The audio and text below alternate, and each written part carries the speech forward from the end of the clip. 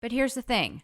These squatters break into property and often will bring their pets and then offer to rent rooms to other people. And before you know it, the home is full of people and animals who are not concerned about taking care of the place, and it gets completely trashed. And remember that you have to prove they cannot be there to a judge, and that takes time. And legally, you have to provide a working living environment for this so-called tenant, so you cannot just cut off the power or water to the rental with the hopes of pushing them out. They can complain and get you into even more trouble with the housing board in your county, which means you have to leave everything as is. You have to treat these trespassers like they are actual tenants until you can get a judge to sign off on the eviction papers. Now, I can just imagine so many of you are sitting there shaking your heads and going, no way. Unfortunately, unless your state has already passed and updated their adverse possession laws, yes way. Welcome to your Landlord Resource Podcast. Many moons ago, when I started as a landlord, I was as green as it gets. I may have had my real estate license, but I lacked confidence and the hands-on experience needed when it came to dealing with tenants, leases, maintenance, and bookkeeping.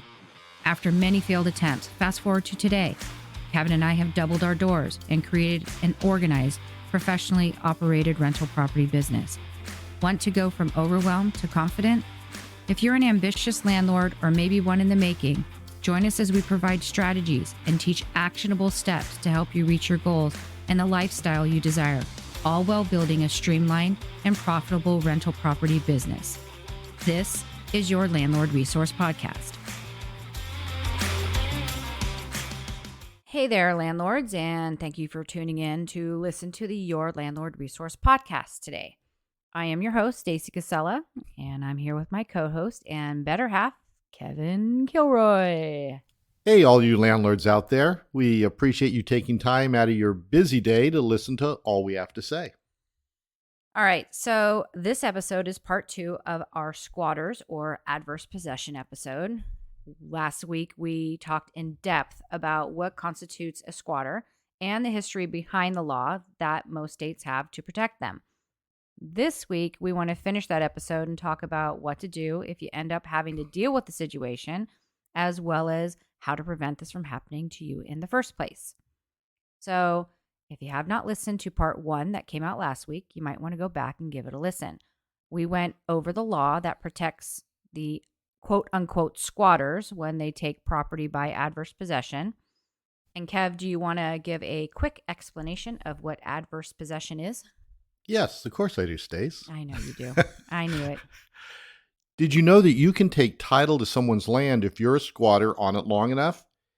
It's a very strange concept in law that allows a trespasser to end up actually owning the land which they trespass on as long as certain conditions are met. And for the most part in previous years, this law has primarily been around land and property lines, and very rarely was it found that someone could actually take someone's building or home under the law of adverse possession. But it has definitely happened, and folks, it is not pretty for the owner when they find out. So between 1960 and 2015, there were over 5,000 legal cases involving adverse possession. And like I said, this is mostly neighbors fighting over property lines where either landscaping or fences were improperly placed. However, recently we have seen an uptick in homeless people who were moving into vacant properties as well as short-term rentals where landlords may foolishly rent to someone off-platform, meaning not through Airbnb or VRBO, where their leases have provisions to protect landlords from this type of thing happening. Bottom line, once someone is in your property, furnished or not, and moving their own personal items, they can claim they have permission to be there and even sometimes will create a fake lease to make it seem more official. What happens is, when the landlord finally figures out that someone is living there without permission, they'll call the police. The trespasser will show the fake lease and say they have a right to be there, and at this point, the police will just walk away and tell the landlord that it's a civil matter that has to be decided upon in court, which means the landlord now will have to leave this trespasser alone and file a formal eviction to get them removed. And we all know that this process takes months and in some states years, plus a lot of money to be completed successfully. Yeah, exactly. So today we want to spend some time going over how to avoid this from happening to one of your units and talk a little bit about what to do if this does end up happening to you. Again, we're going to give a disclaimer that we are here to provide information only. We are not lawyers or giving legal advice. We are landlords sharing information that is to make you aware of a situation that could happen, hopefully not, to your rental property, your land, and even your personal home. We're here to give you tips on ways to avoid this very unfortunate situation from happening to you in the first place. One thing that I want to repeat from last week was that there are people out there that are teaching other people how to do this. There are people spending, I think it was $75,000 to learn how to legally adversely possess another person's home or land. And it's absolutely sickening and absolutely legal to teach about too. The one problem we found was that there are homeless advocates that have learned this method. And some advocates are now teaching and encouraging homeless people to squat and adversely possess vacant property. And in pro-tenant states like here in California or in New York, the process of removing those trespassers can take a really long time and, like Kevin mentioned, cost a lot of money. And again, this is not to scare you. The sole purpose of those advocates is to teach it to the homeless, is to get them off the streets and find them shelter. They're not teaching it to them so that they can move in and take over ownership. At least there's no record of that happening as of yet. But here's the thing. These squatters break into property and often will bring their pets and then offer to rent rooms to other people. And before you know it, the home is full of people and animals who are not concerned about taking care of the place, and it gets completely trashed. And remember that you have to prove they cannot be there to a judge, and that takes time. And legally, you have to provide a working living environment for this so-called tenant, so you cannot just cut off the power or water to the rental with the hopes of pushing them out. They can complain and get you into even more trouble with the housing board in your county, which means you have to leave everything as is. You have to treat these trespassers like they are actual tenants until you can get a judge to sign off on the eviction papers. Now, I can just imagine so many of you are sitting there shaking your heads and going, no way. Unfortunately, unless your state has already passed and updated their adverse possession laws, yes way. So let's start with how you can avoid someone trespassing and moving into your property and claiming adverse possession. First, and where we posted this last week too, in our show notes we have a link to an article that lists each state and what their adverse possession laws are. We highly recommend that you go and check it out. Okay, so I wanted to make one thing clear. When you sign a lease with someone, you are giving them permission to live in your property. If their lease ends and you decide not to renew it, and they fight you about staying and remain in the property, and the law, meaning police, will not see that as squatting. This is a civil matter that the courts will have to make a determination on. You initially gave them permission to live there, so they cannot state they are adversely possessing the property. In order to be legally adversely possessing a property, it has to be a hostile takeover of the property. If you have granted them permission at any point, that is not hostile. That would be a straightforward eviction case where you have to prove the lease ended and you have other plans for the rental, be it to rent to someone else, move in yourself, remodel it, or sell it. Again, the ability to evict has everything to do with what your state and local laws are. Here in California, depending on the size of the rental, we have rent control and cannot kick anyone out unless they have violated the lease in a grave matter, or unless we are going to remodel, sell, or we or a family member are going to move in. Several other states have similar tenant-friendly laws in place now, so as we say with every episode, know your landlord-tenant laws. They can vary by state, county, and down to city ordinances as well. And those laws change often, so think about ways that you can keep up on them. We joined the local rental housing association and investor clubs in both California and Idaho, where we own rental properties. You can also, as Dan Barrero suggested a couple episodes ago, Get on the email list for all the various political parties, regardless of your affiliation, because they will send out newsletters that include the laws and ordinances that they have on the books that they want to try to implement as well as fight against, especially when it comes to housing issues. Okay, so the first thing to do is get familiar with your state's adverse possession laws. Check out the link in the show notes. And then second, make sure your lease is ironclad. You can certainly run your lease by or even have a real estate attorney create a lease that has your best interest in mind. Many of the landlord software apps now offer pretty good leases, but I'm not sure that they are all state specific or not. So we do recommend checking out Easy Landlord Forms. You can sign up for a free account and get access to over 200 free forms, so that's a huge plus right there. But they do have state-specific leases and really great addendums to create a solid lease package to use. And of course, they charge for the use of that lease, and we do happen to have a 15% coupon that you can apply to that fee. I think it's like $29 for the lease or something like that. And you can use our code, which is Stacy15. That's Stacy with an IE and the number 15. If you need more than just the lease, they have paid accounts that can be charged monthly, annually, and they even have a lifetime member account where you can pay a one-time fee and get whatever forms you need forever. And ding, ding, ding, there is a bonus. Easy Landlord Forms is allowing our listeners to use that 15% off on your first purchase, regardless of if it's just a one-time lease or if you want to buy that lifetime account, which would save you about $50 or something like that. So you should go check it out. Yeah, so if we were just starting out, Easy Landlord Forms is what we would use. As realtors now, we have access to state-specific forms through the Realtors Association, plus we're also members of the California Apartment Association and get access to a bunch of really good forms there.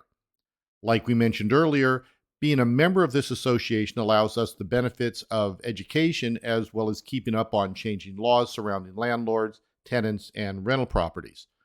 So check out your state and local rental associations and see what they have available to you as well. Now, to follow with what Stacy said about having a solid lease for your tenants to sign, and where it is true and very important, I'm going to go out on a limb here and say that it is equally, if not more important, to make sure you are screening your applicants thoroughly. Now, I'm not going to go into the process we do here, but just know that, knock on wood, so far we have never had to evict one tenant. Nope, not in 19 years of property management have we ever had to evict someone. Only one time did we not renew someone due to a lease violation, and they left willingly. Right. So I think it's safe to say we have a really solid method that has worked successfully. I would say so. And without getting all salesy to our listeners, we are working on a course for our method and all the steps that we take to market for, vet, and place an applicant into one of our units. If you'd like to sign up to be on the waiting list for the course, you can find the link in our show notes. We also have a 10-page guide that you can download for free to use right now, which we will also link in the show notes. But there are specific steps you can take to screen tenants to protect yourself from placing someone who may end up being a real problem or headache down the road. One thing being checking their credit history, which we also did a podcast on how to read a credit report, so check the link in our show notes if you haven't already listened to that. And the other is to verify previous landlords, which we also have a free download for the form and questions we asked. That is linked to the show notes as well. Bottom line, there are many, many steps landlords need to take to verify an applicant is the right fit for your rental. If you place a tenant with a solid rental history, they pay their bills and rent on time, has secure income, and basically shows they're a responsible person, your chances of having them become a squatter or a holdover tenant greatly diminish. Now, if you're in the middle of turning your unit or maybe doing some renovations that is leaving your unit vacant, we also have some tips on what you can do to help secure your unit and deter anyone from breaking in. Most of these seem pretty self-evident, but I will say that we have not ever considered implementing any of these on a vacant unit until recently. Many of the things we are going to suggest are the same things you would do to prevent a burglary in your personal home. First, and likely the most cost effective and easiest, is to put up no trespassing signs. Put them on the side fences, maybe one in the planter out front, but make it obvious that you don't want anyone on your property without permission. You can pick these up at any hardware store or big box in their hardware department. And they're also available on Amazon in 2 and 4 packs. There are lots of options to choose from. Yeah, we did put these up on a couple of our properties after having some homeless people hanging out, and it did help on one, but did not do much on the other. So, adding security cameras and or an alarm system can also deter someone from coming on your property. Well, I do know around where we live, it seems like every other home has a video surveillance in front of their house. And mostly I notice because when we walk our dog Gracie, she always seems to poop on a lawn that has cameras. And I'm really paranoid about someone posting on Nextdoor on how we didn't pick it all up or that we stepped on their lawn. I mean, I'm really looking over my shoulder. Right? I mean, you got to get in and get out as fast as you can. Oh my God, that's too funny. But if you have internet on your property, you can set up a pretty inexpensive security system with cameras and alarm that's going to sound off. Plus, for a small fee, you can have them call the police if someone breaks in and the alarm sounds. We do realize this is more of an investment, but think of it as something you can use over and over as you have vacancies. For another vacant property, we did add an alarm system and video cameras after being broken into and robbed of a lot of items that were in this single family home.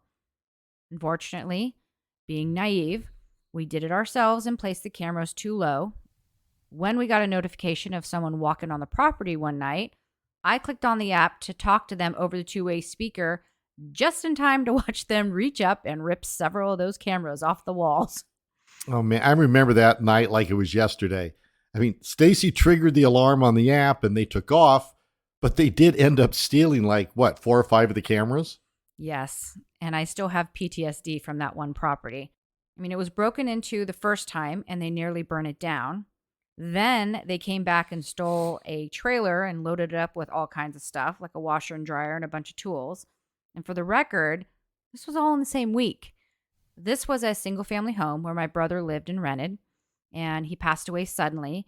And boy, news traveled fast to the wrong side of town, and that place got turned upside down a few times.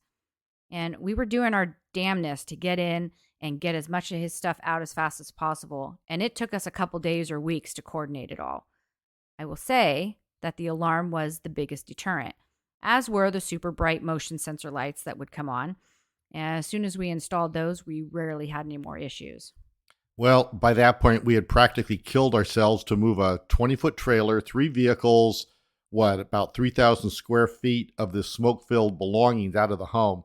I mean, there was nothing left in there. Nope. They stole or destroyed most of the valuables before we were able to wrap our heads around it all.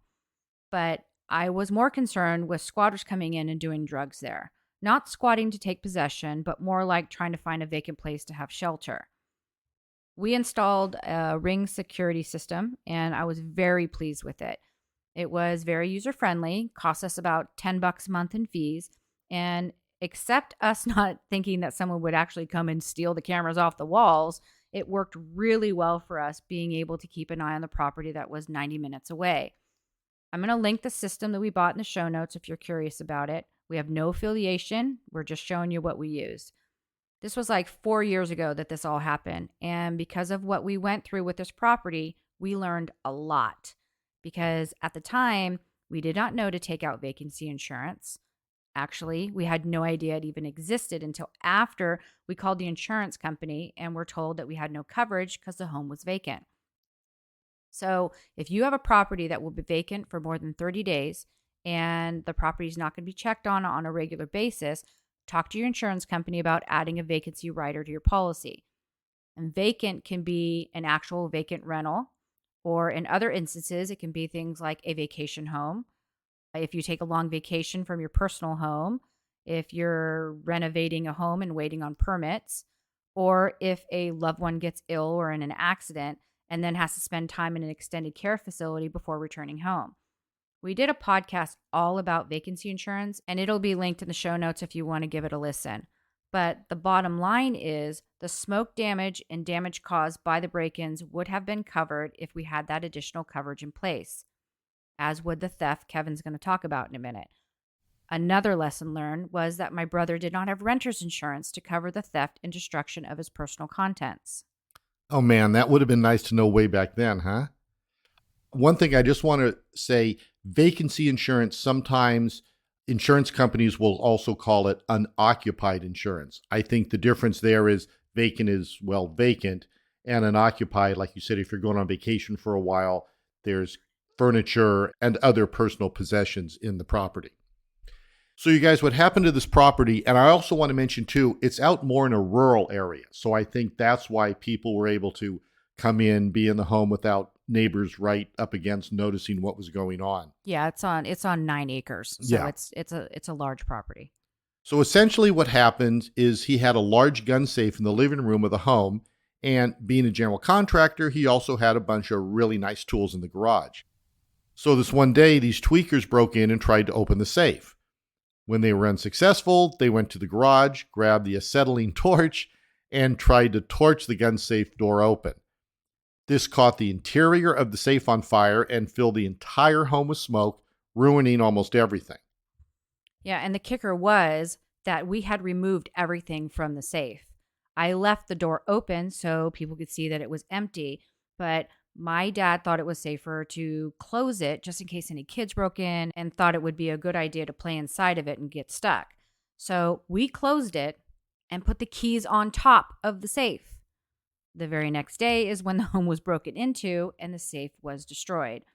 So a neighbor called and told us that they could see smoke coming from the chimney and that it was kind of odd since it was the month of May in the middle of the day. But by the time we got there, the place was a mess. Because the home was vacant, the police took over 5 hours to show up. When we called back and explained the situation with the safe, they sent a fire engine out and the firemen removed the safe from the house, telling us that the safe was still registering at 400 degrees after 6 hours. And by the way, they never got the safe opened. These guys were not geniuses. But it was a crazy time. So later that day, I went over to Home Depot to get some plywood and supplies to board up the broken door. I made Stacy sit across the street in front of the neighbor's house in case these guys came back. Because for the record, I stayed behind to wait for the police that were supposed to be showing up. Well, I'm glad you did stay over there because later we found that someone was watching the property. So when we were getting ready to leave about 10 that night, Stacy was closing and locking the swing gate onto the property, and a big truck down the road turned their lights on. So we decided to drive around the block to see if they were going to the property, and they followed us on every turn. Long story short, we were run out of town. I mean, they followed us all the way to the freeway entrance about 2.5 miles away. And once we were on the ramp to enter the freeway, they took off and made a fast U-turn and likely headed back to the property. So you guys, my heart was pounding. I mean, I thought this was it. I thought for sure we were going to get killed. Yeah, being chased isn't as cool as like a bullet or anything. It's like, okay, that was crazy. And no, we did not go back to the property to see if that's where they went. At this point, they could have it. We were not going to chance our safety to save the house or its contents. But I will say when we returned with a large U-Haul and several family members about 4 days later, Stacy's brother's car trailer had been used to steal the washer and dryer she mentioned, some antique furniture, and a good amount of his tools. Talk about kicking us when we were down. It was a long-ass day, but we got everything worth salvaging out for her parents to sort through at home. Yeah, this is also when we installed the security system, and for several months we had no issues. That is until someone came back and stole those security cameras like I talked about. But the moral of the story is, don't think for a moment that people don't know your property is vacant. Do what you can to deter someone from coming on and breaking in by using an alarm and security cameras, plus motion-activated lights. You can also be in contact with a neighbor to keep an eye out for you, or hire a property manager to handle surveillance on a regular basis. At the very least, put some of those dusted on lights or timers on some lamps in the windows and make sure someone is picking up the mail and any newspapers that might be lying around. Do what you can to make the house look occupied and not look vacant. One more thing to note about the security cameras that were stolen. Ring alarm systems have a guarantee that if your system is stolen, they'll replace it. So we were able to get the cameras replaced free of charge. Additionally, because the original cameras were registered to us, no one could use them unless we transferred them. So several times on Stacy's email, she would get notification that the cameras were trying to be activated by someone else and the company was asking if she wanted to release them. Of course she didn't, and hopefully taught the thieves that their expedition that night was useless. Yeah, my thought was that they probably sold those to someone online, and those poor souls were the ones that were trying to activate them through the Ring system. And Yeah, that could be true, but I still want to believe we messed with the thieves. But regardless, the stolen cameras were replaced free of charge and were of no use to whomever's hands they ended up in. Okay, in some cities, you can request the police to do a walk around the property, but in ours, they would only do this when we were on vacation. They will not monitor a vacant unit. so that's similar to what you were talking about, an unoccupied versus a vacant unit. Exactly. Okay. This is probably a good time to tell you about what to do if someone does move in and squat on your rental property. And this is kind of the opposite of what we have said before, but the first thing you want to do is call the police. As soon as you find someone trespassing, call the police and file a police report. This is your first step in official documentation of the situation and will be important should you have to go the route of eviction, because the more evidence and documentation you have that shows effort to remove the individual from your property, the stronger your eviction case will be. And always remember that it's against the law to try to forcibly remove someone or intimidate them into leaving. This means physically removing someone. This also means changing the locks, turning off utilities, or making the home basically unlivable and violating their right to peaceful enjoyment. This also means using a gun or any weapon to threaten someone into leaving the property. And I know there's people out there saying that they're protecting their property, but the law will only support this if your life is in danger. Your property being trespassed upon is not a legal reason to banish a weapon and threaten someone. Your best bet is to have the police present to witness your interaction, because if it does end up being that the determination is a civil issue, anything that cop witnesses and documents is going to benefit your eviction case.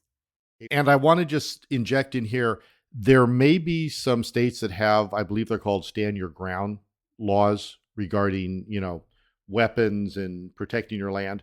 We don't know about that right now, so that's where you want to check your state or local laws to see how that applies. Okay, so your next step is to issue a notice to vacate or a surrender possession document. This is a document that has specific language in it that essentially states that a person squatting or trespassing has no legal right to be in possession of the property and that the owner does not consent to their possession. This is not an eviction notice. This is the step you have to take prior to that. Basically, it's telling them to leave or you will begin the eviction process.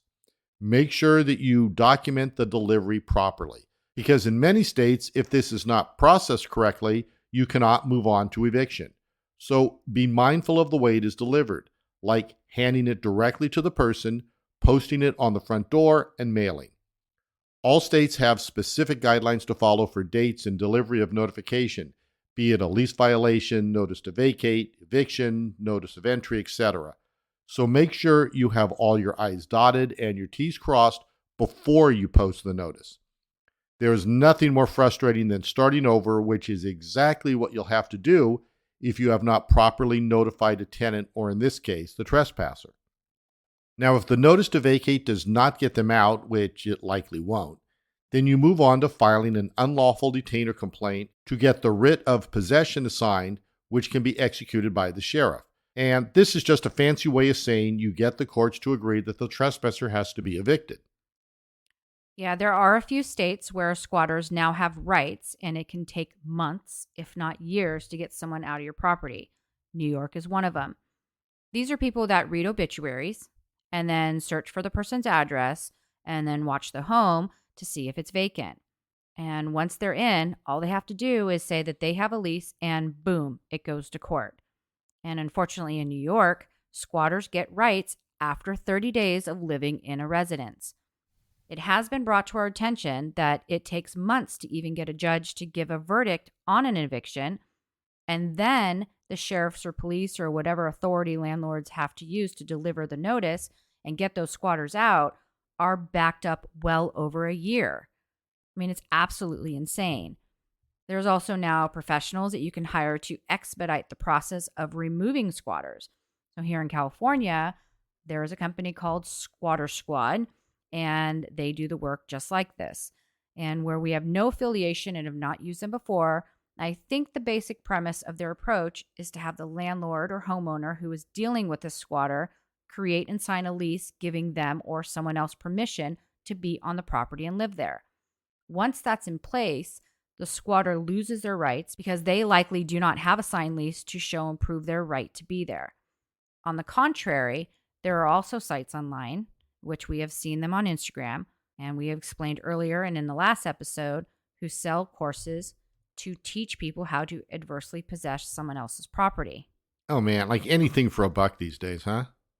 I mean, it's freaking scary to see this stuff, and it's legal because adverse possession is a legal law and they can teach how to do it. Yep, possession is 9/10 of the law. And all it takes is for one person to promote the workaround on the law, and next thing you know, it becomes a common practice for many. Yeah, it's quite unfortunate. But let's wrap this up. So between the last episode and this one, we hope you've learned that there are squatters and there is adverse possession. And the terms are often tossed around as if they mean the same thing, but there are some differences. Problems that come with dealing with squatters are there is major physical damage that can come with them moving into your home, vacant or not. And trying to get squatters out can create significant legal expenses to evict them and reclaim your property. The presence of squatters can decrease the value of your property and the properties around if the home is not being cared for. There can be issues with your insurance company as well if you need to file claims if you don't have vacancy insurance to cover damages caused by the squatters. And of course, the mental drain and the time lost of having to deal with the issue. One last suggestion that we give to landlords who want to remove an actual tenant is to offer a squatter cash for keys. Now, of course, in this situation, there are no keys, but you get the point. If you could put a price tag on the cost and expense of eviction legal fees, repairs to the damaged property, lost rent, your mental health, and the time suck you'd experience, what would it be? While it would really frustrate most anyone, they might realize it's easier to hand over a chunk of cash to get the squatter to move on. Yeah, that's a good call. I forgot about that one. We did a podcast on cash for keys as well. We'll link that in the show notes if you want to give that a listen and see if any of our suggestions will work for you. All right, you guys, that is our show for today. Well, shows if you count the lead up we did last week. The bottom line is to be smart and make sure that your lease has verbiage in it that will protect you from a tenant squatting after the lease is concluded. If your unit is vacant, make sure you take the steps to protect yourself. You guys, we'd love to stay in touch with you. We have a bunch of free forms that you can download, a weekly newsletter that you can sign up for, as well as a private Facebook group and all the social media sites that will have links in our show notes for you to go check them out. One last request is that if you like what you hear, would you be kind enough to share our podcast with another landlord or leave a review? We're doing well, but we have a long way to go, and we really do appreciate any help that we can get. Thank you again for tuning in and sharing your valuable time listening to all we have to say. Until next time, you've got this, landlords.